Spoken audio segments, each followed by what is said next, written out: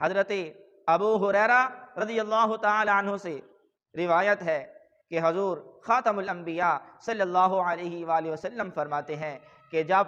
رب تعالیٰ کسی بندے سے محبت کرتا ہے تو پھر رب تعالیٰ حضرت جبرائیل علیہ السلام کو بلاتے ہیں اور جبرائیل علیہ السلام کو حکم فرماتے ہیں کہ اے جبرائیل میں فلاں بندے سے محبت کرتا ہوں، تم بھی اس سے محبت کرو۔ پھر اس بندے سے کہ جس سے رب تعالیٰ محبت کرتا ہے، حضرت جبرائیل علیہ السلام بھی اس سے محبت کرنے لگ جاتے ہیں، اور پھر رب تعالیٰ حکم فرماتا ہے اے جبرائیل اب آسمان کے اندر اعلان فرما دو کہ آسمان والے بھی اس بندے سے محبت کریں جس سے اللہ اور جبرائیل محبت کرتے ہیں۔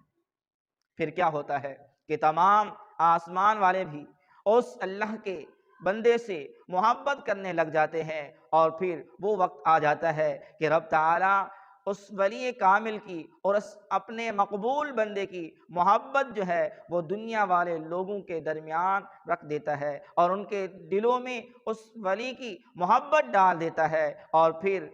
زمین والے بھی اس سے محبت کرنے لگ جاتے ہیں۔ یہ مقام مرتبہ رب تعالیٰ اسے عطا فرماتا ہے کہ جس کی محبت خالصتاً اللہ کے لیے ہوتی ہے، اور اسی کو ولی اللہ کہتے ہیں۔